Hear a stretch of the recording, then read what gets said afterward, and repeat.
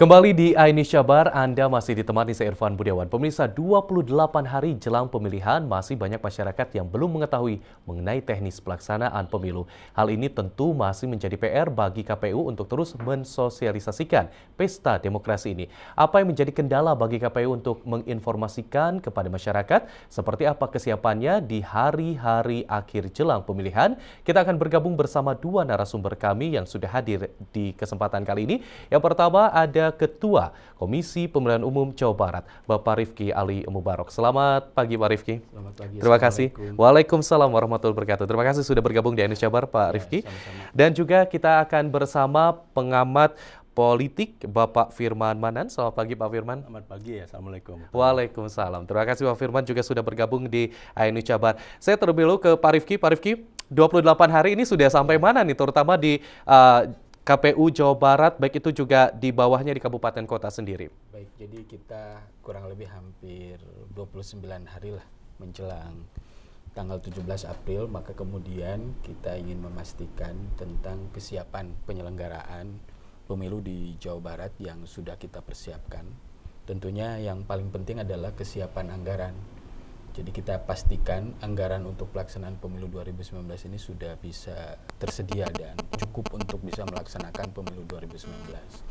Kemudian kita juga sudah memastikan penyelenggara, baik itu di tingkat KPU Kota Kabupaten maupun juga PPK, PPS sampai dengan tingkat TPS. Jadi kita sudah bisa memastikan kesiapan penyelenggara kami dengan adanya perekrutan dan juga pembentukan di tingkat petugas di tingkat TPS yang sudah kami lakukan, dan insya Allah kita akan tetapkan nanti pada tanggal 30 Maret, dan itu sebagai tanda bahwa penyelenggara kita sudah siap dengan dibentuknya petugas di tingkat TPS. Kemudian juga kesiapan yang lain adalah berkaitan dengan logistik.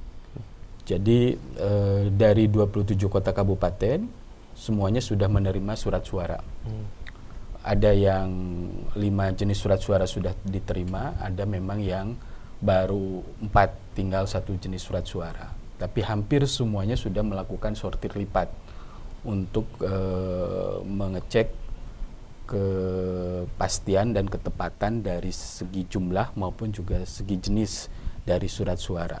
Jadi ketika surat suara sudah diterima, maka kemudian itu juga bagian dari tanda kesiapan pelaksanaan pemilu. Dan tentunya yang paling penting adalah juga daftar pemilihnya.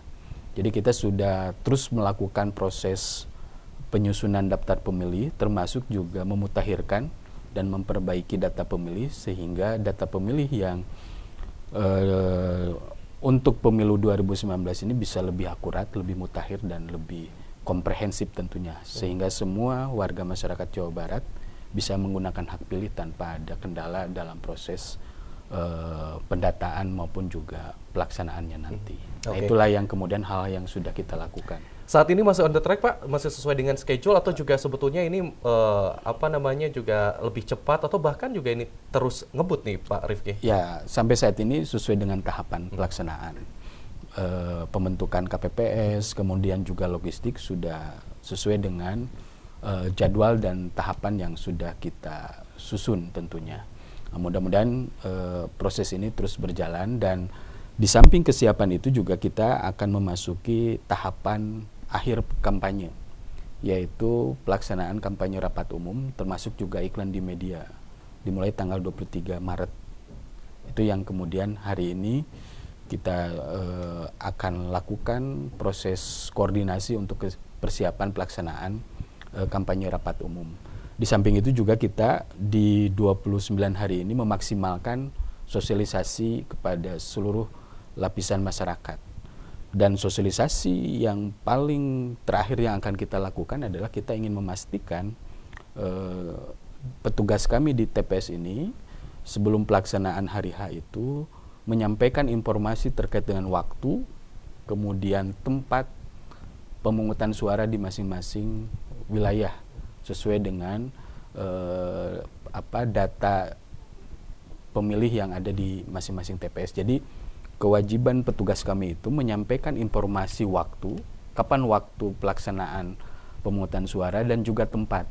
Dan kemudian juga kita akan melakukan sosialisasi terakhir kepada warga itu dengan memberikan undangan atau C6. Undangan untuk memilih C6 ini harus dipastikan semua pemilih mendapatkan undangan atau menerima undangan, dan itu merupakan tahap akhir sosialisasi kami, termasuk juga ajakan kepada warga untuk menggunakan hak pilih itu adalah ketika petugas kami memberikan C6 tersebut. Oke, baik.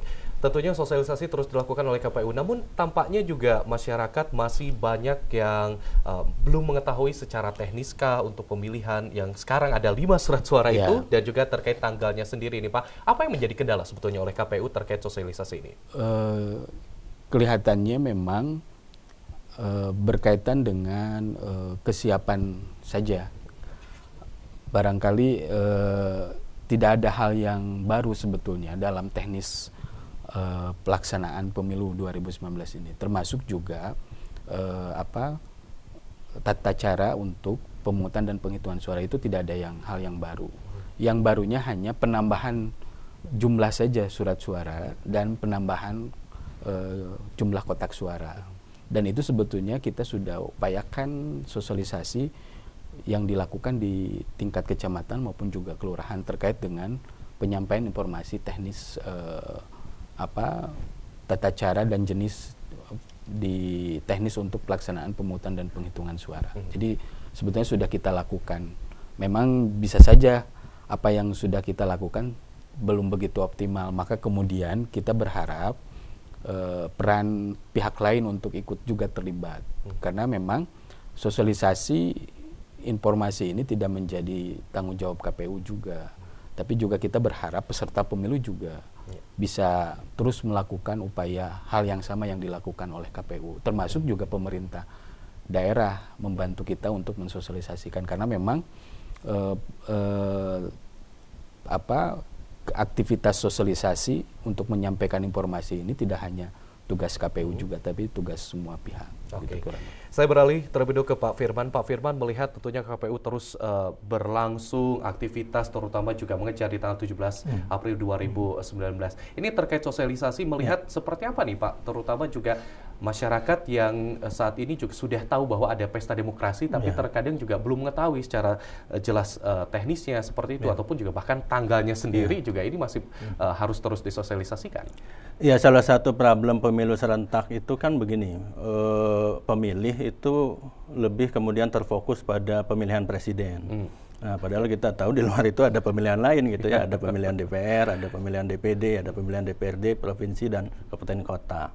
Nah, sehingga itu memang harus dipikirkan bagaimana kemudian masyarakat itu memanglah itu sebuah kewajaran begitu ya, karena bagaimanapun Pilpres mempunyai nilai politik yang lebih tinggi gitu ya dibandingkan. Tapi kan bukan berarti kemudian yang lain itu menjadi tidak penting. Nah, dari sisi itu maka menjadi penting memang proses sosialisasi lebih mendalam kepada pemilih. Ya, memang bukan hanya beban penyelenggara pemilu, lebih banyak sebetulnya tanggung jawab itu ada pada peserta pemilu sebetulnya begitu ya. Nah, lalu apalagi kita tahu karakteristik pemilih di Indonesia termasuk di Jawa Barat itu ada karakteristik memilih di saat-saat terakhir, last minute voters gitu ya, sehingga kita tahu misalnya angka undecided voters, pemilih yang belum menentukan pilihan, dan swing voters yang sudah menentukan pilihan tetapi belum yakin betul, itu masih tinggi. Nah, itu pun kan perlu sentuhan sosialisasi agar nanti mereka betul-betul hadir di TPS dan kemudian memilih. Karena kan juga salah satu beban, kalau mau dikatakan beban ya, dari penyelenggara pemilu itu adalah tingkat partisipasi. Karena itu yang jangan sampai kemudian tingkat partisipasi itu menjadi rendah. Bahwa kemudian pemilunya tetap sah, tetap legal, iya. Tetapi kalau tingkat partisipasinya relatif rendah, itu kan akan bermasalah secara legitimasi. Dan tentu juga kinerja KPU-nya akan dipertanyakan. Sehingga memang menjadi penting bagaimana menjaga partisipasi pemilih itu menjadi tinggi. Oke, kita tahan dulu Pak Firman dan juga Pak Rifki. Kita akan bergabung bersama pemirsa yang juga sudah bergabung bersama kami di 24774. Ada Pak An di Bandung. Selamat pagi Pak An. Selamat pagi, Bos. Iya, Pak An, silakan singkat saja pertanyaan atau mungkin pernyataan Anda, Pak An.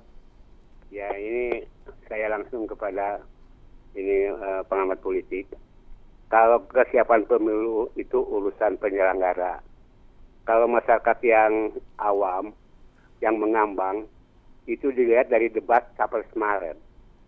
Bahwa menilai kemarin dalam Capres itu, mana yang baik, yaitu mana yang tidak baik. Itu pendidikan, saya kira pendidikan sebagai teknologi untuk alih teknologi itu milenium, cakap dan pintar. Ujian pendidikan negara tidak dihapus. 1. Stunting bagi bayi harus disusui ibu. 2. Kalau disusui halo? Ya, silakan Pak An. Ya. Kalau disusui susu biasa nanti sakit. 3. Kartu kerja diberi pelatihan, keterampilan, kemudian perbengkelan menjahit.